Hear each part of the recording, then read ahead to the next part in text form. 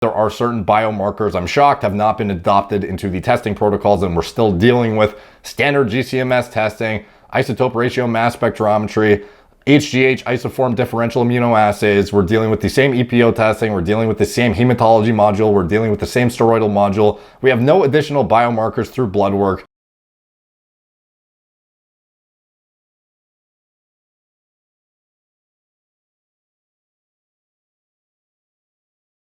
So guys, Derek, moreplates.com. Today we are going to be reacting to Clarence0's video, Why I'm Against Anti-Doping. So if you don't know who Clarence is, we did the Natty or Not on him recently, where he did his big, essentially lifelong transformation from, teenagehood all the way to current day, and, speculated about his hormone use and whatnot, and, talked about his lifts, his PRs over the years, etc. And a lot of people have asked him, like, why don't you compete in the Olympics? Why aren't you pursuing a career in actively doing these lifts on a professional stage, trying to win some sort of award, either for monetary gain or for a medal or for some shit like that? And he's against it, and he kind of, I guess, culminated in him coming out with this video against why he's not really a fan of the mainstream approach to competition, and how the drug testing occurs, the protocols in place, and how, essentially athletes are circumventing testing, which ties in very closely with some of the stuff I've been talking about for the past year and a half or so at this point. And this is a very, very elaborate video he's laid out, where he talks a lot about some of the same chemistry shit that I've talked about on my channel. He also has a lot of real life examples that kind of spit in the face of people who don't understand that top athletes are in fact doing things to get around testing. Everyone just thinks if testing is in place, then the likelihood is low that people are getting away with it. Most people are getting caught. Maybe some people are skirting under the radar, but most people are clean, or else they be caught. And it's not really the case. So anyways, this is gonna be a really, really long reaction video if I just play it through. So you might have to, forgive me while I jump back and forth a bit, but I'm going to kind of go through some of his main points, go through some of the chemistry, some of the pharmacology, and kind of try and tie it up in a way that is palatable still without being a complete clusterfuck. So the video starts off showing a winning lift and what happened subsequent to that.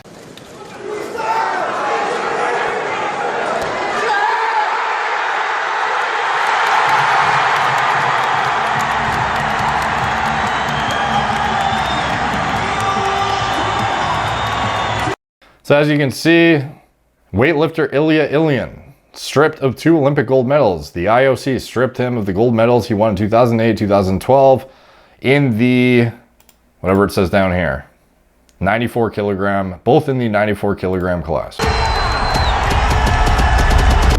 So obviously there is a lot of information that's been leaked over the years in terms of sort of, I don't know, shedding light on really what goes on behind the scenes. And this is a very, very well put together compilation of, especially related to what Clarence does most specifically, talking about that. He doesn't talk a whole lot about, NFL, NBA, NHL, doesn't talk about the UFC really. He talks mostly about weightlifting in this, which is fine. It has a lot of direct overlap with what we're talking about.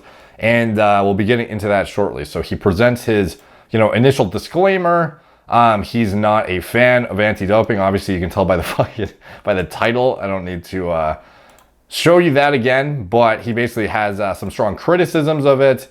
And then he gives some direct examples again of guys who doped to win, essentially. He's basically claiming that the majority of guys at the top are not just genetic phenoms. However, they are genetic phenoms in conjunction with drug use. All professional top-level athletes use drugs and have been for decades. And I know that's extremely obvious to some of you, but it just blows my mind when I realize just how many people are completely unaware of this. And if you don't believe me, there's a lot of evidence for this. So what I really liked about this video in particular are the examples he has as evidence, rather than a lot of my stuff really delves into the pharmacology and chemistry and whatnot, whereas his more so is showing direct examples of, athletes, like a very obvious historic examples over time of guys who have been either caught and or evidence that suggests that individuals at the top of, fill in the blank sport are in fact doping. And it really paints a very clear picture of what's going on.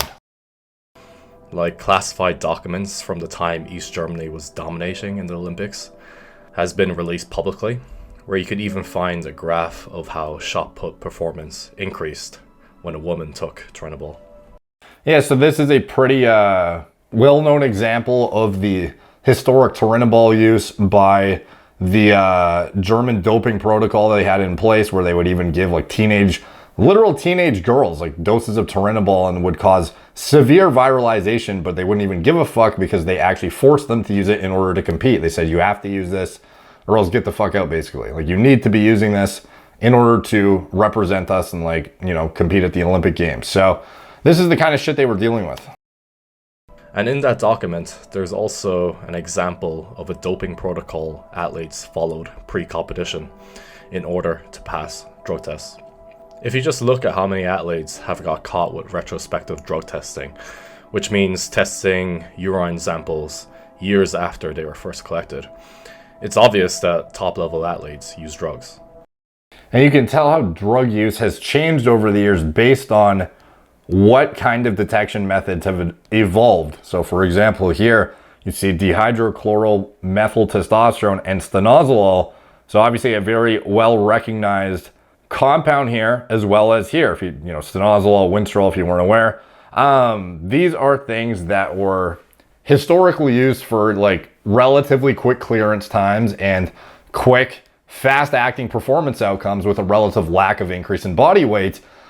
But obviously GCMS testing and just the screening parameters have evolved over the years to the point where no one would really use this shit now if they were smart and had randomized testing. So this is all stuff that was typically used back when you had scheduled tests. You knew when it was coming. You try and clear a synthetic compound out of your system in time. And, years later when things kind of advance and or they get some sort of, red flag to go revisit some specimen, they will find shit that may have not been obvious at the time or they weren't even looking for. Like, for example, I think it was Rodchenkov who developed a more elaborate method of detecting Turinabol metabolites long-term in the urine. That was something that then, of course, when it got put into practice, when you go retroactively look at some of the urine samples from athletes in the past, oh shit, a bunch of them used Turinabol and thought they cleared it out of their system in time. And at the time they did, but in more recent time with this, newer, more modern long-term testing, suddenly it is not sufficient of a clearance time. The craziest example of all this is that Thomas Zielinski originally came 9th place in the 2012 Olympics in the 94 kilo category. But after the retest, he actually got bumped up to 3rd place, getting a bronze medal. Later on, he tried to compete in the 2016 Olympics, but before he even lifted, him and his brother got caught with drugs. It kind of seems like a joke of a story, but there's many examples of this. And I'm sure a lot of you have watched the documentary Icarus, where he explains what Russia did for the 2014 Sochi Olympics, where they drilled a hole in a wall to pass urine samples through to evade doping tests. If you look at the fastest 100-meter times in history, you can see almost all of them have got caught taking drugs. See, this is a really interesting one, in my opinion, the Usain Bolt example, because you have the guys like Tyson Gay, Justin Gatlin. Historically, you'll remember he got popped for clearing the 4-to-1 T to E ratio. Asafa Powell, some of the positive tests for the drugs in question for these other guys weren't as blatantly performance enhancing as something like Gatlin, where it was clearly exogenous testosterone use. However, everyone still got popped using something prohibited. And why would you be using something prohibited as an athlete who knows you are subject to this kind of testing? Obviously that requires some further analysis, and it sort of calls into question the credibility of any of these guys, including guys at the top like Usain. Now, obviously Usain is scot-free and, I guess retired without having any blemishes on his record, but doesn't mean he was clean. I feel like that's a video in itself, doing an Usain Bolt natty or not. I think might be a fun one. So anyways, let him continue. And it's obvious, some athletes are treated differently with doping tests. And of course, everyone's favorite weightlifter, Lasha, was banned in 2013 when he tested positive for Winstraw. A couple of years after his suspension ended, he added 80 kilos to his total, becoming the greatest super heavyweight of all time. Yeah, so obviously the significance in that is like if you were coming off of PEDs, which were giving you a super physiological advantage in your performance, why the fuck would your lifts go up after you stop using shit, you know? So obviously you have simply refined your protocols rather than eliminated them entirely. If anything, you might be more aggressively pushing them given the fact that your performance metrics are now disproportionately increasing even higher. So let me listen to that again. They said, how much did his lifts go up? A couple of years after his suspension ended, he added 80 kilos to his total. Jesus fuck, 80 kilos, bro. So like, yeah, you think the guy stopped using Winstrol and then somehow added 80 fucking kilos to his total after that, after going natural, and then, you know, you would think, okay, well, if you're using drugs before, clearly you're going to have some sort of loss in performance and go to a lower, you know, performance metrics, but no, in fact, it's the opposite. So it's like, what the fuck do you think? Put two and two together. Becoming the greatest super heavyweight of all time, while passing every single drug test for the past couple of years. I could spend all day giving examples and proof that top-level athletes use drugs, but then this video would be just way too long. Again, I'm just amazed that a lot of people don't realize that professional athletes use drugs, and people that know also assume everyone knows. But I'd say only a small percentage of the population knows what's going on. See, for like examples like Marion Jones, for example, though, there's a stark difference between somebody who is like, you'll see things like Game of Shadows and, you know, examples like this, and you'll see, oh, the person who got caught had blatantly better performance than everyone else. So clearly they were the only person doping and everyone else was natural. And that's why there was somebody who stood out from the pack. So clearly that's not really the case. I think everyone has their own resources, access, knowledge in their corner, etc., and individuals who can more aggressively pursue doping protocols. For example, Marion Jones having the undetectable steroid, you know, hypothetically, like how much more leeway do you have when you have something that's literally, they don't even have an assay developed to detect it? Like, what do you think you're going to be able to get away with? It's going to be a lot more than somebody microdosing a bioidentical to stay within a, you know, what would be considered a therapeutic reference range, essentially, to not cause any aberrations that would give a red flag on your urine analysis and or your blood work, you know, through the hematology and whatnot. Again, like going all the way back to here, though, like the biological passports weren't even really relevant at that time, as far as I know. But so like the point being is, if you're going to be microdosing some bioidenticals versus somebody who can microdose bioidenticals plus use a fucking synthetic undetectable drug on top of that at like a very, very performance enhancing dose, like who do you think is going to have the largest jump in their performance metrics, you know? And at the end of the day, still, it's going to be the genetic phenoms who take drugs and who respond to drugs the best that will likely excel among the pack. Even people in my comment section say they believe most top athletes are clean. So with that obvious fact that everyone should know, there's a lot of corruption in weightlifting and sports in general. And this really is. So in the next bit, he kind of gets into the, you know, the political background, the kind of monetary incentive, stuff like this, the corruption behind it. You know, typically I talk more about the pharmacology and whatnot, but there definitely is corruption too, where people are legitimately just like paying off people, getting their samples fucking tossed, getting, you know, using fucking doppelgangers to submit urine samples that aren't even theirs, stuff like this. And that's kind of what he breaks down in the next little bit here. I might jump around a bit because I kind of want to get into the more straight, like blatant examples, as well as sort of the pharmacology. Well, if you're born in a westernized country where drug testing is generally stricter. Oh yeah, here he talks about how, you know, drug testing is generally stricter in the USA versus some other countries, so you'll probably get a decent amount of leeway in terms of the rigidity of the testing parameters before going to some like high level event in a country that is not testing for, you know, very often, if at all. Obviously, you can get away with a lot more leading up to a competition if you live in, you know, like fill in the blank country on, you know, whatever side of the world. That obviously makes sense too. You'll be a severe disadvantage compared to a weightlifter born in a country where drug testing is far less strict.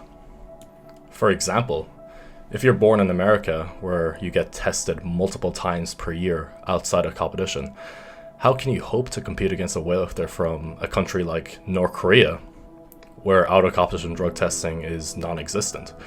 And yes, North Korean weightlifters are winning Olympic medals.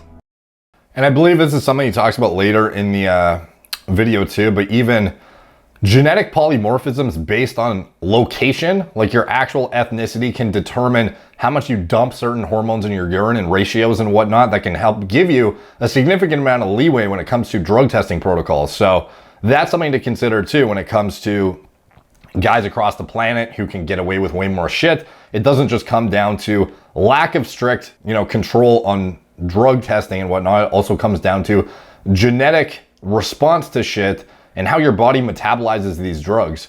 Because at the end of the day, there's individuals who are, genetic outliers that will even borderline test positive for testosterone without even taking anything. And then there's individuals who can get away with hundreds of milligrams of shit without ever testing positive under the standard kind of like red flag parameters. Now, granted, this is where the steroidal module, the hematology module, etc. of the biological passport comes into play with these, long-standing ratios that then get compared to historic baseline data and whatnot. But obviously that can be circumvented too through pretty easy means if you have the resources, the team in your camp to kind of make sure you have access to adequate baseline testing prior to kind of going into any sort of testing pool. And you can kind of keep an eye on your shit and make sure everything stays within a reasonable level. And obviously if you are, and that's even if you're in a very strict league that has like a very, very stringent biological passport that they adhere to, a lot of leagues don't. They just have a very basic T to E ratio, GCMS for synthetic compounds, shit like this. Very easy to skirt around at that point. Like, do you really think WADA enters a country like North Korea to perform out-of-competition drug testing? There are multiple countries where drug testing is corrupt and non-existent. Yeah, so if you saw my Paulo Costa video, you'll note that I talked about how Conor McGregor kind of gave a very obvious example of where USADA does not directly themselves go test people that aren't in their country. From what I can see, like for example, in Ireland, they had to hire some, essentially outsource a company that isn't theirs in order to go test people. So it's like, obviously, when you get into hiring companies that are based in other countries and or outsourcing certain jobs that you no longer have direct oversight over, there's a lot of finicky shit that can come into play in a logistical context. In order for WADA to enter some countries, they'd have to obtain visas.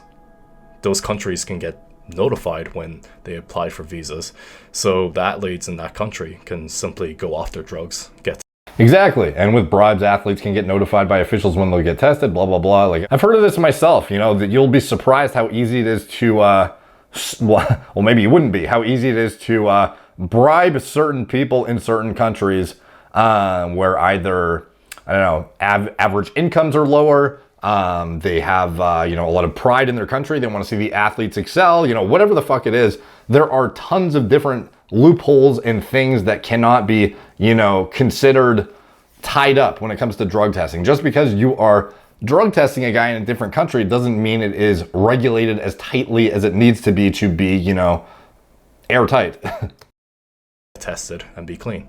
Do you think the likes of Iran, China, Russia, and other countries have as robust drug testing as the United States? Like, even drug testing in Ireland is far less strict than that of America. So someone living here would have an advantage over an American lifter. Exactly. Let me jump around a little bit more here. Here they have, okay, obviously he talks about how what happened in the past year, and then obviously testing kind of took a back seat because pretty much everything fucking took a back seat this past year. Expectedly. So how are you going to get stringently drug tested when people are literally not even allowed to leave their houses? Like, obviously it didn't happen. So this opened up a kind of the floodgates for a lot of athletes that don't even have access to high quality resources and high quality knowledge in their corner, who can then, try certain shit. And we've seen certain athletes suddenly blow up over the quarantine period. I don't think it's a coincidence. Let's jump around a little bit more here. No drug testing equals a level playing field, according to Clarence. He says that basically everyone should get access to the same shit. And in addition to that, he kind of goes over the Frankenstein compounds, as I call them. So these are the compounds that have been resurrected from the pharmaceutical kind of like archives where they were trying to discover novel drug candidates for muscle wasting, for osteoporosis, you know, shit like this, that you were researching anabolic agents for and trying to develop more refined tissue selective compounds. And a lot of them were shelved because they were considered inferior and not really worth pursuing. And of course, you know, getting the access to those archives isn't as difficult as you would think. And a lot of these, you know, chemists, certain companies that have incentive to do so would kind of pursue finding these, you know, chemical structures and whatnot and be able to recreate them and create Frankenstein compounds essentially that are not immune to being detected, rather that the governing bodies do not even have the assays to detect them because they have not come across them, because they don't even know they exist. And this is where, you know, the famous Balco scandal happened, where they had access to designer compounds, like they called it the clear, and it changed a couple times, but you know, the clear, each time it was a synthetic designer drug. And when it says designer, you know, that sounds like it's like a new thing. Rather, it's like an old, like Frankenstein compound essentially that has been, and then from there can be tweaked and modified to kind of get around the testing parameters. So you have a designer compound that is undetectable. It's not that it's undetectable, it's just they don't know how to, they don't know it exists, you know, until somebody brings it to their attention and kind of outs them for it, which eventually is what ended up happening and how they discovered the compounds to begin with. But up until that point, you know, you had certain athletes that were getting away scot-free using a synthetic drug the entire time. And this is, again, if you were to catch these athletes, how would you do it? You know, this is where more elaborate blood testing would come into play to look in aberrations of different markers that would be fucked with if you were on a synthetic designer drug, for example, which I have no idea why these governing bodies have not adopted yet. But actually, I think the idea is probably that it's too expensive, so they don't want to do it. And that's totally understandable. You only have so much of a budget to begin with.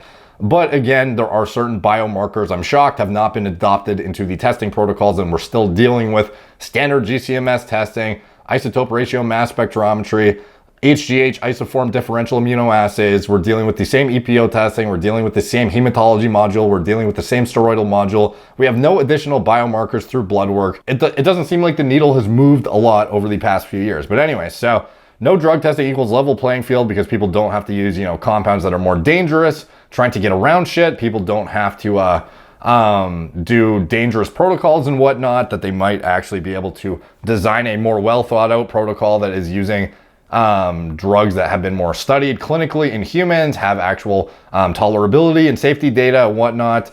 That's kind of the points he makes from what I recall. I don't want to play through the whole thing. We're already pushing fucking 25 minutes on my thing, and we're only at 9.5 minutes in this video. So I don't want to put, I don't know, I'm kind of just like shoving what he's saying into like a tiny little compact thing. So go watch his video if you want to hear what he says about that. But most of it was basically saying that he thinks, you know, there should be no testing. And, you know, it's kind of a shame that the development of anabolics kind of got shut down because of the, you know, taboo associated with it, essentially, because by now, you can imagine the kind of refined, high quality compounds we would have if they continued to pursue anabolic research. Rather, things kind of just fell off the map, you know, back fucking 30 plus years ago at this point, and we're left with these same goddamn compounds that we're using as bodybuilders, as powerlifters, as whatever, that they were finished developing back in the day, you know, back in the last fucking century. We're using these same compounds because they could not progress in the research anymore because things got shut down. So you can imagine how refined the compounds would be by now and how safe they would be relative to the shit we're using, and how safe those would be relative to the designer Frankenstein shit that people are deploying, and the, you know, random weird shit that research chemicals and stuff that are not being tested for, stuff that has no human data whatsoever, just to kind of eke out a little bit of more performance in different ways in a suboptimal fashion relative to what you could get if you had targeted outcomes through actual high quality drug candidates and whatnot. So anyways, getting into some of the pharmacology here. Well, they haven't. Most people are clueless about how athletes pass drug tests and don't realize that certain drugs either have short detection times or the drug test itself is flawed. Probably the most widely used PED in sports is testosterone. Although it was synthesized in 1935, there still isn't a good anti-doping test for testosterone. The current test for testosterone is the testosterone to epitestosterone ratio test, or the TT ratio test, and this is used alongside the carbon isotope ratio test. So to understand how the TT ratio test works, you first have to understand how testosterone is produced in the body. So epitestosterone is formed as a byproduct in the creation of testosterone. Now, epitestosterone is similar in structure to testosterone. They're epimers, meaning they are mirror images of each other. So testosterone and epitestosterone cannot be excreted in urine because they're not soluble. But during metabolism, chemical groups are added to them, making them soluble in urine. So normally, testosterone and epitestosterone are excreted in a 1-to-1 ratio in the urine. So when someone goes on a steroid cycle and they take testosterone, that ratio will increase because the amount of epitestosterone excreted will not change because they're only taking testosterone and they're not taking epitestosterone. So the normal ratio will change. So if the ratio exceeds 4-to-1, then the athlete is thought to be doping. However, there are many flaws to this test. For one, the natural ratio of testosterone to epitestosterone can vary because of genetics. Some people can have a ratio that is far lower. This is because they lack an enzyme which excretes testosterone in the urine. If a person lacks 2 copies of the gene that codes for that enzyme, they will excrete less testosterone than a person that has 2 copies of the gene. Also, the presence or absence of the gene depends on race. African populations have a high frequency of the gene, and East Asians have a low frequency of the gene.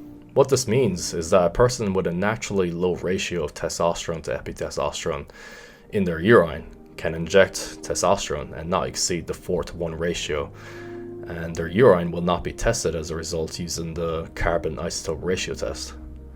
Yeah, so this is where, now again, even with the UGT2B17 gene, there are, again, this is exactly what I mentioned earlier about the certain, demographics that will be not even have it and or have 2 functioning copies of it, etc., and end up with either a normal testosterone epitestosterone ratio or a very, very low one.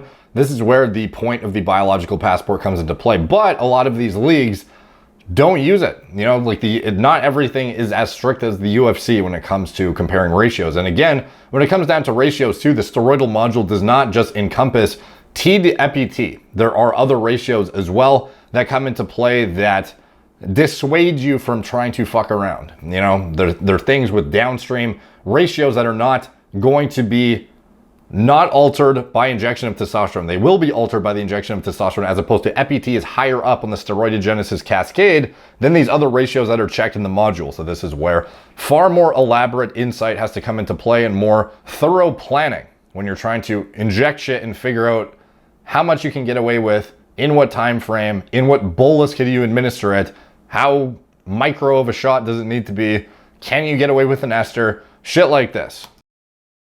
This means they can inject testosterone right before a competition and get away with it. The carbon isotope test is certainly a better test for testosterone, but since it's so expensive, it's not used unless someone fails the TT ratio test. Yeah, so a lot of people, they blame the anti-doping, authorities as, subpar, but too, you have to understand they have a certain budget allocated. I'm not trying to vouch for them or anything. I'm just saying that you only have so much money to spend on shit, so you're not going to just randomly use isotope ratio mass spectrometry on every single athlete, even though obviously that would be an ideal scenario. But even if you do that, are you going to catch every single guy? No, you're only going to catch the guys who are using commercial grade testosterone derived from soybeans, essentially. So obviously that comes into play too when you're using what type of testosterone you're using. Is it coming from traditional commercial sources? Is it even going to be picked up in a carbon isotope ratio test? That shit has to be considered too. Another problem is that athletes can microdose testosterone. In one study, 9 people took 3.5 milligrams of testosterone enanthate per kg of body weight once per week for 6 weeks. So for someone weighing 100 kilos, that's 350 milligrams of testosterone per week. That's certainly a performance enhancing dose. The results showed that 4 out of 9 of those people did not exceed the 4-to-1 ratio of testosterone to epitestosterone. So this is a study I really like and I've talked about several times in the past. And the most baffling thing about this study in particular is the fact that they used a testosterone enanthate. They used an enanthate ester on this shit and they still passed. They had 4 of the 9 subjects passing the testosterone to epitestosterone ratio using a blatantly super physiological dose. That's a fucking lot. Let's not lie. This is not even indicative, close to indicative of therapeutic replacement, where you could otherwise still get a performance enhancing advantage from avoiding the diurnal rhythm and dips in your natural endogenous production. We're talking about like a blatant fucking cycle here, and on enanthate, like the most detectable goddamn ester like ever. So it just goes to show how much fuckery there can be here. Now, obviously that comes into play with the other ratios in the steroidal module, depending on what league you are in, but there's leeway is the whole point. So if these people were tested under WADA's test for testosterone, they would pass the test. This also isn't taking into account the different esters available for testosterone. The testosterone used in the study was testosterone enanthate, which is testosterone with a 7-carbon ester chain. So if you know the half-life of enanthate, you know how ridiculous it is for an athlete who is undergoing randomized testing to be using something like enanthate. They would be using something like a propionate, or perhaps even shorter, depending on what they are subjected to. So moving forward in the video a little bit more, they talk about the injection of epitestosterone, where you could, hypothetically, if the epitestosterone doesn't increase when you use T and they're just checking a ratio, why would you not just inject epitestosterone alongside your testosterone? Well, they did that way back in the day, but now it's included in GCMS testing. So if you have a threshold clearance of epi-T above a certain amount that would be found endogenously, you're going to also, pop and get subsequently tested using more advanced analytical techniques like carbon isotope ratio testing. So like that is a doping, like a cheating method that is not really deployed nowadays, because even like the most basic fucking test will be checking for a threshold level of epitestosterone from what I've seen. That's even at like shitty like bodybuilding shows and stuff like that. So anyways, moving forward to, I don't know, what is next here? This is T&E. Their T2 ratio can return to normal within a few hours. Also, the biological passport only becomes effective when multiple data points are made, which is obviously a problem for athletes who have never been tested. Yeah, multiple data points. Very, very good point there, where it's, let's just say you are going into a tested sport. The biological passport presents an opportunity for testers to look back at your historical data and make a very, very refined ratio cutoff, where it's not just like, oh, you have this giant 4-to-1 leeway. Rather, you have a much smaller refined amount based on your historical averages. And then that lets people, pop the red flags a lot more easy. But if you're going into a testing pool fresh and you have no historical data and you're aware of all this shit before going into it, a lot of fuckery that could happen potentially. So despite WADA's best efforts and over $1 billion put into anti-doping, they still cannot catch every athlete who decides to take testosterone, which, keep in mind, was a PED created almost a century ago. It's like, yeah, it was created a century ago, but it's like, when you naturally produce it, you can see why it'd be harder to pick up, Like if I made fucking a SARM tomorrow, like a new one, yeah, they wouldn't know how to test for it until they get a sample of it and they figure out in 2 seconds, but they still wouldn't be able to test for testosterone as easily as a SARM that's developed like tomorrow, But like, I see what he's saying here. Like the overall, message is that it is not foolproof. It's not airtight. So probably the most advanced way athletes pass drug tests is by taking designer compounds. A lot of you probably heard of the Balco scandal, where designer steroids were given to athletes. These are steroids that are completely undetectable because they are unknown by WADA. During the synthesis of new drugs, typically thousands of analogs are synthesized. Then a number of trials take place in order to find the most suitable compound. Of course, this happened in the 1950s and 60s, when a lot of research was performed on steroids for clinical use. A lot of that research was published, and a lot of these steroids were tested for anabolic activity. A reason many of them aren't on the market is most likely because they failed to treat a certain medical condition, or they had too many side effects. So what Balco did was they synthesized norbolitone, THG, and DMT. Norbolitone was a steroid that was actually synthesized by a pharmaceutical company called Wyeth, but they did not release it to the market. So this steroid was not on WADA's banned list. Patrick Arnold, an organic chemist, found the way to synthesize norbolitone in just a one-step reaction with a steroid that was in contraception pills. This was completely undetectable at the time, and many people got away with using it. See, a lot of people don't realize, and this goes back to me talking about levonorgestrel. a lot of the drugs that girls are using for birth control are actually synthetic analogs of 19-nor testosterone, which is very interesting that your girlfriend is probably on a nandrolone analog for birth control. Just a fun fact. He also synthesized THG, which resembles a patent from 1969 from a French pharmaceutical company.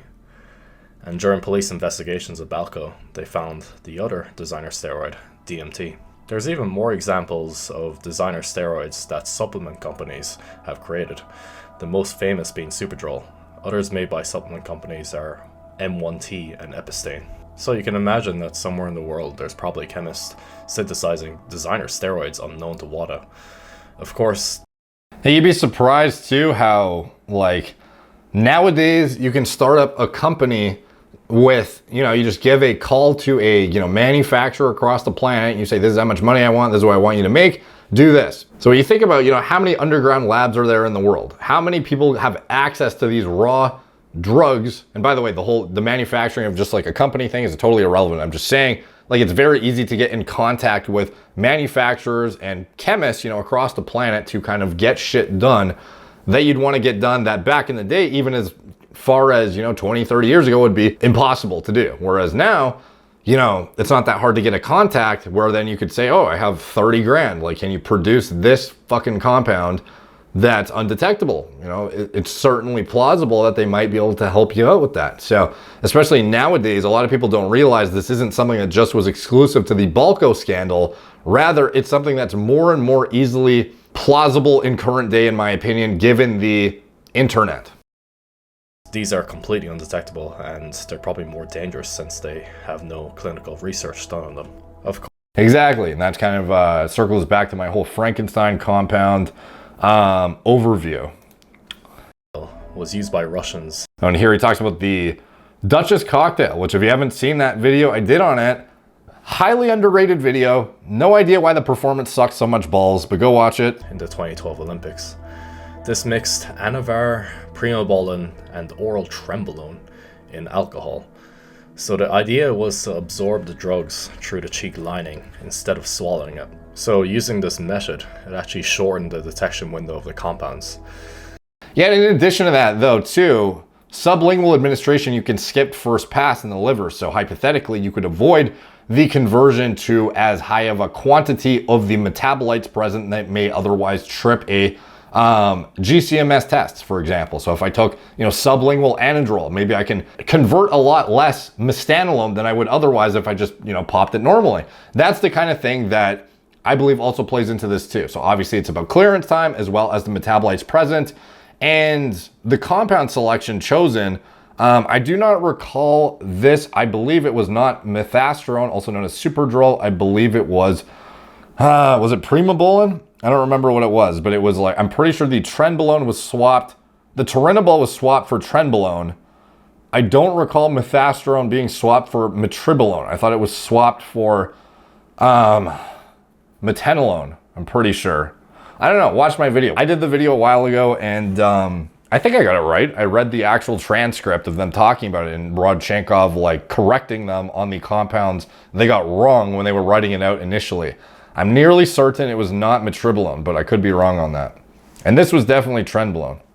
Okay, so I actually just popped open my video to see. So similarly, Rodchenkov has provided inconsistent accounts regarding the composition of the alleged Duchess cocktail, having originally stated that the cocktail consisted of a mixture of trenbolone, oxandrolone, and methasterone. He subsequently, without any explanation, changed the description to trenbolone, oxandrolone, and metenolone. So that is indeed primobolan and not metribolone. So I'm not sure where our messages or wires are getting crossed, but this was Alexander Legkov versus the IOC in 2018. So this is the most recent information I have, at least, and I don't know where metribolone came from. Maybe it was misinterpretation. Like, the shit looks, a lot of the compounds look the same when you actually read them. It's kind of hard to remember sometimes. Like, even now I had to go back and look at my own fucking video to figure out what it was, but it was definitely metenolone, not metribolone. They probably wouldn't use it otherwise. So with all these flaws, isn't the solution to create a more level playing field by advancing anti-doping science? No. When you think about it, the advancement of anti-doping achieves the complete opposite.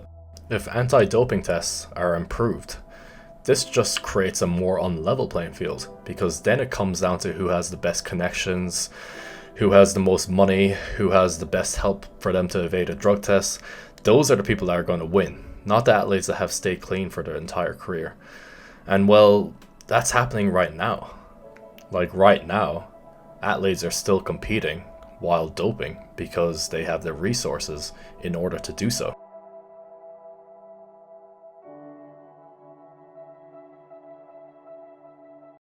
Okay, and then here he talks about, you know, the random compounds you're forced to use because you don't have a choice, basically. If you want to get around the test, you have to use some shit that may be suboptimal relative to what could be a high quality choice or a high quality drug candidate if you otherwise had access to the whole gamut of shit, including things that have safety and tolerability data in humans and whatnot.